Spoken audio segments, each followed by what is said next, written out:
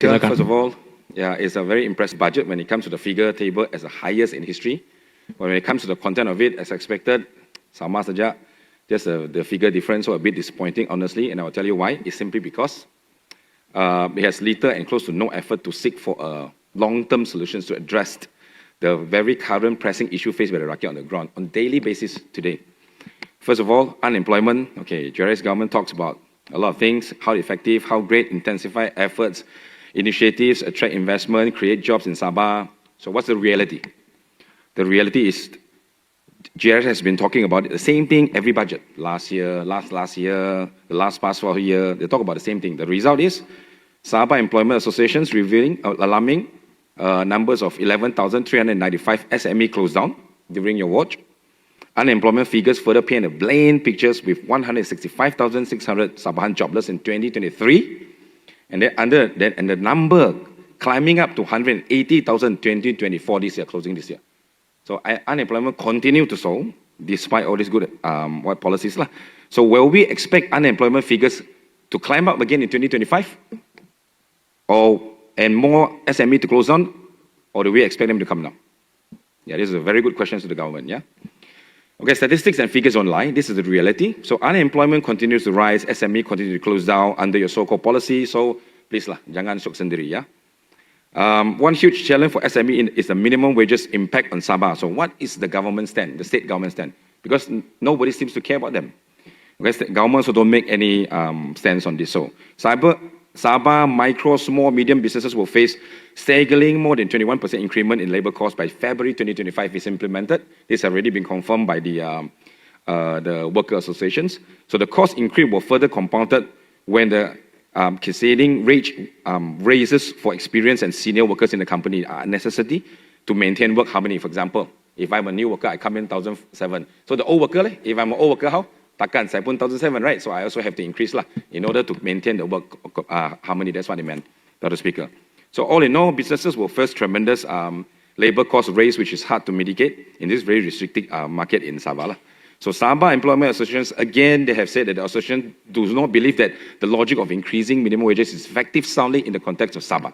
So GRS, again, has failed to address on this issue, and sweeping the issue under the carpet or not, it will not be okay. Okay, so government has failed on the SME communities and thus expected to cause more to close down, more jobs to lost as a result. Inflation expected to rise because of rising salary due to the higher operational costs and thus leading to higher cost of living. Now, cost of living, Dr. Speaker, remain record high. Record high and ever rising for Sabahans, and many families are already struggling to put food on the table today. This is the reality. Yeah, so what has the government done to address this issue? Almost close to nothing. When we look at the budget, just run through it, it's close to nothing except for giving money. But giving money is not the answer. There must be a policy that is good enough to tackle this issue, not giving money, dishing out money only. Okay, so when it comes, okay, water now. So when it comes to water, has been 2 years already now. I believe here I've been debating and started raising this issue 2 years ago, when we noticed a lot of things was not right. The situation of water issue now has worsened from getting from bad to worse to now unbearable. And as if we are back to the future, Dr. Speaker. We're back to the future like we're going back all the way back to 70s, 80s. I believe, Dr. Speaker, 70s, 80s maybe not that bad. KK, urban area, maybe don't have water problem. But now it's really, really in a very sorry state. Okay?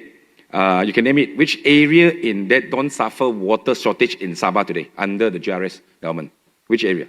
You tell me. Excuse, always low pressure. Kepayan area, low pressure. No air. Kalau ada air, madi air. Muddy water. Even though they have to pay for it, it's meter. They pay for the muddy water. See, this is the current situation. Kembungit, Luyang area, same. Keramat, Tuaran, this is surprising because why? Keramat, Tanjung Keramat, Tuaran communities are suffering without water on daily basis, sometimes for weeks. And this is the kawasan of the very ministers is taking care of water, and also the kawasan of a young Ahmad Muhammad Ketua Menteri. Yeah, and it's still happening. Amazing. Sanakan salty water remains a joke and continues to plague the Sanakan communities with more related diseases now, because 2 years already. Skin irritation, there are a lot of other, etc., other diseases. So there's no immediate step, because I believe the government has promised many times to address this issue immediately, committee after committee, but then again, the problem continues. So there seems to be no urgency, except for excuse after excuse. So fail again, energy. Ever since SASB was taken back by Sabah. Yang Berhormat, you cannot make blanket accusation. Okay, it must be based on something. If you have figures, you cannot just blanket accusation on any failure. Which accusation? Itu saya tarik. Yeah, that's very generalized. Don't take away the time, Dr. Speaker. Semua tiada is very generalized. Okay, understood. Yeah, understood that. So energy. Thank you, Dr. Speaker. So energy. Ever since SSB was taken back at Sabah, schedule load shedding blackout started. Yeah, started. So before that, there was no schedule blackout. But once they take over, okay, the schedule load shedding started and continues to happen. So I have asked Yang Amat Berhormat last year lagi, when will the Tanjung hydropower plant be recovered? Because that produced 33 megawatt to the total our capacity, 12,000 over capacity. So 1,200 over capacity. So the operating, so that this, I have asked Yang Amat Berhormat, when will the Tanjung hydropower plant be recovered so that it can produce in full capacity since last year? And Yang Amat Berhormat, he himself in this very August House promised March last year, this year, March this year. But what happened? What happened today? As I know, hydropower plant Tanjung still not operating, even if operating not in full capacity. And then historical event occurred, even though our SASB chairman have already warned us by January next year, mungkin entire Sabah is going to black out, but he anticipated because before that, the whole East Coast blacked out. Historical. Yeah, very historical. This had blacked out, the whole East Coast blacked out for almost a day. And nobody cares to address the issue. And the losses suffered by the people. The losses suffered by the people and how to rectify this issue. So why is the people of Sabah now facing higher electricity bill and consistent blackout without notice? And according to our SCSB chairman's statement now, seems to imply that there will be further increment again. And then this will add up to inflation as well as operation cost of doing business. And yet there seems to be no urgency. There's no urgency in the budget to address about this issue. Okay, so what has GRS done to tackle this issue? So to me, in my opinion, the Speaker has failed. Okay, in my opinion, has failed. Yeah, I don't want to accuse, but in my opinion, has failed. Right. So food security, there's no urgency to a long-term strategy to ensure food security in Sabah. Now you see, okay, I don't want to go into lengthy. I'll just go very quickly. GRS can't even resolve self-sufficient level for chicken and eggs. It's a joke. It's a joke, that is Speaker. Sabah has been importing more and more chicken and eggs than ever. Right now, than ever. Okay, so YB Menteri, he himself in this very August House, he has expressed surprise in this very August House. I think during the last pengulangan, he said he didn't understand why the price remained high, even though there are so many import licenses being issued today. He said he didn't know why. So maybe the answer is corruption. Maybe because there are a lot of accusation about corruption recently. Maybe I'm saying maybe, I don't want to accuse. Okay. So the price of chicken and eggs very quickly remain highest and at least 50 to 80% higher than the average price in Malaysia. I just checked standard chicken price today in KL, 7 ringgit 20 cent to 7 ringgit 70 cent per kg. Okay?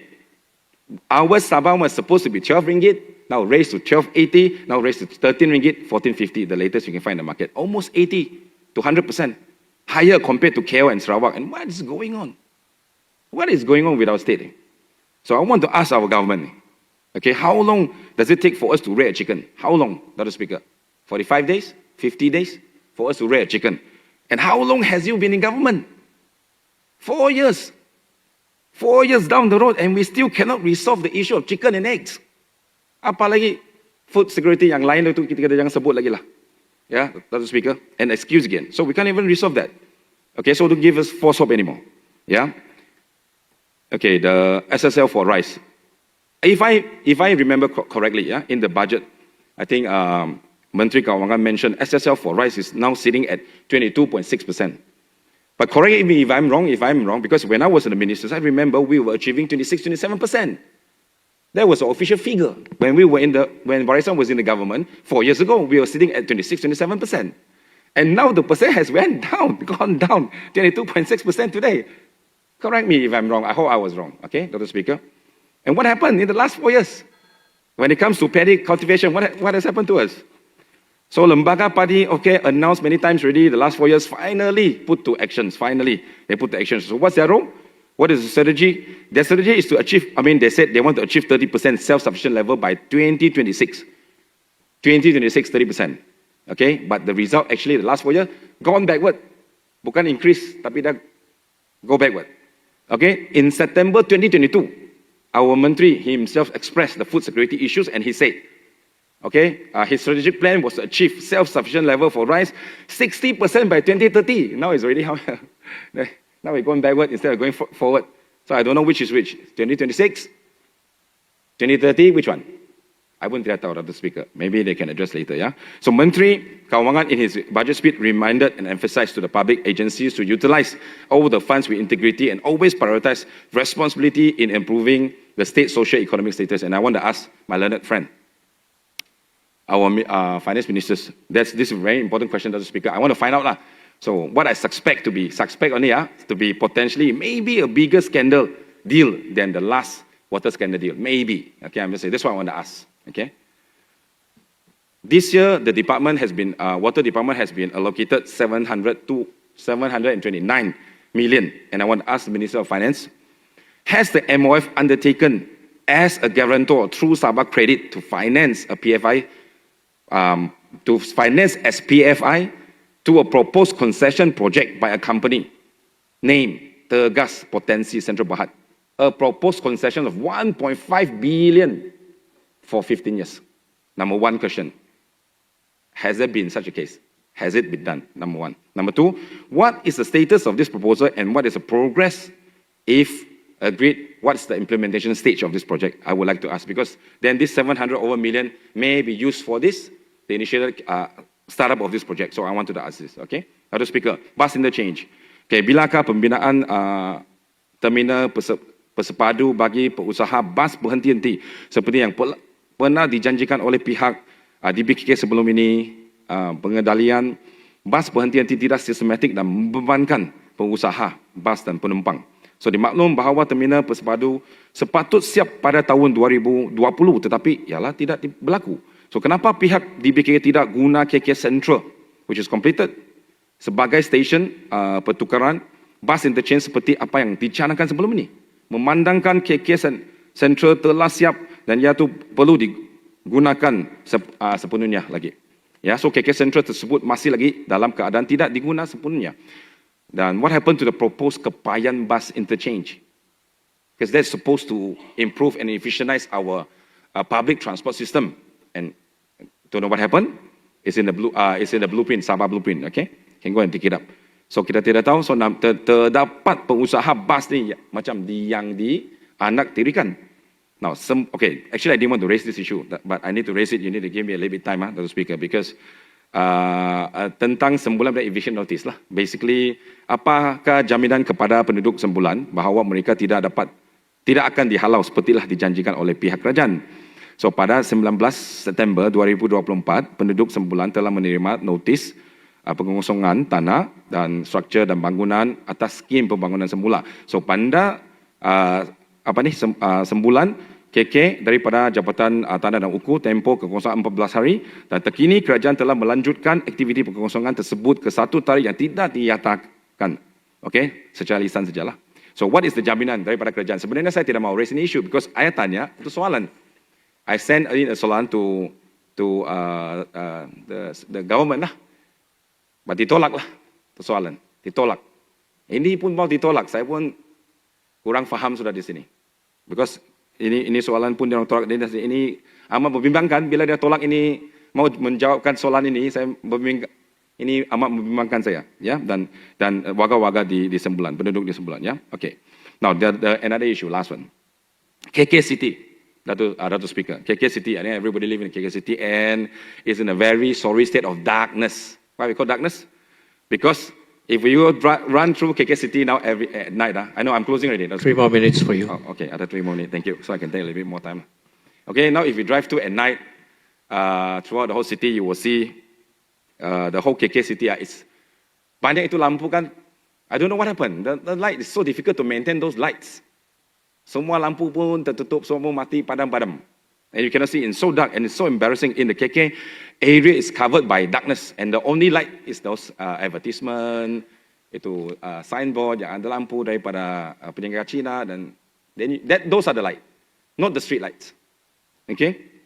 So, what does it mean? Dato' Speaker. It means it goes all the way down, not the issue that is big, not the policy matters, but it goes all the way down to the lightings. Also, this government cannot manage. KK City includes Kingfisher, includes Penampang, includes Menusan, includes all this area. It's crazy. It's just no lightings. So, bagaimanakah pihak DBK melaksanakan maintenance lampu ni di kawasan KK, terutamanya Tanjung Aru, bagi menggelakkan kadar jenayah meningkat. Because that has caused banyak crime rate to increase. Okay? Terdapat kes kecurian kereta di kawasan masjid, even in Tanjung Aru. Dalam masjid pun ada orang curi kereta. Ini berlaku. Okay, they went to the house, they steal the keys, then they went to steal the itu rumah. So case beberapa rumah lah di Tanjung Aru dan buah rumah di lorong rumah bangsa Tanjung Aru telah dimasuki pencuri dan dengan macam itu berani. Okay, kegiatan pencuri ini berlaku dalam pukul 3 pagi lah. So perkara ini berkait rapat dengan masalah lampu jalan yang tidak di-maintain. Okay, menyebabkan beberapa kawasan termasuk kawasan kes pencuri dalam keadaan gelap ini menjadi salah satu faktor kepada aktiviti jenayah berlaku. And this is very sad because I don't think this only happened in Tanjung Aru. I think it happens to many other areas. And we have met with the police station, and the police station told us that the police station in Tanjung Aru is no longer it's only an information center lah, because there's not enough police officers. Maybe our state governments have really had to put in some effort to address all this very concerning issue concerning the people. Sudah lapor polis kan? Yeah, I close very quickly. Habis. Yeah, I close it. Yeah. So, yalah, dengan apa yang saya sudah bahaskan, it looks like our life is not important. We live in a very pathetic style, and it's very embarrassing when we go to KK area and there's no light and all this happening, right? And no water, no electricity, tourists laughing at us. We go to KKIA, no electricity. Just imagine that. Kalau itu tourists come down, go to the toilet, sila bawa you punya mineral sendiri. Kenapa? Tiada air. Okay, the kind of issue, yeah. Okay, so how backward? So I close. How backward do we have to be? Yeah, closing. How backward do we have to be? I said already, not the whole KK, no water, no electricity. Yeah, but many areas. Yeah, many. Continuously, maybe one day have, one day don't have, the next day don't have. Absolutely. Kita punya pelancongan bimbang ni, you're painting a very dark picture for KK. Yeah, please, I agree with you. Yeah, that's what I agree with you. But when the statement like January 2025, the whole Sabah blackout, even scary.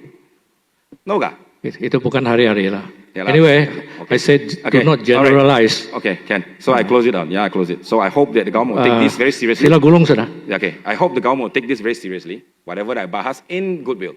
Okay, it might not sound well, but it's in goodwill.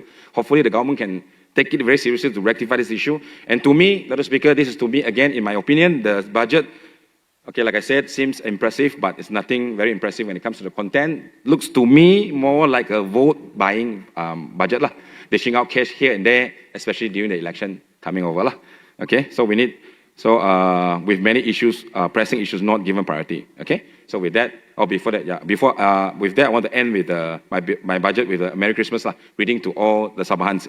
Yeah, Dato' Speaker. But actually here I got one point of order I want to just to remind Dato' Speaker, because there's a few times that the YB from, actually I didn't want to raise it, it's actually a bit, not a big deal, but I still want to raise it because it's called the standing order. A lot of our YBs are maybe new, maybe they want to puji, maybe want to jadi calon, so they are very eager, they are sudah sebut nama dia lagi. But actually in the standing order, very clearly state the content of the speeches, no member shall refer by name to any other members, ministers shall be referred by the designation of the office held by them. But many times, itu tiada tahu lah, mungkin baru lah YB kan, tapi saya rasa Dato' Speaker kena kasih fahamkan dia orang lah. Kalau tu terlampau pun jangan mention tu nama lah ya. Okay, thank you Dato' Speaker.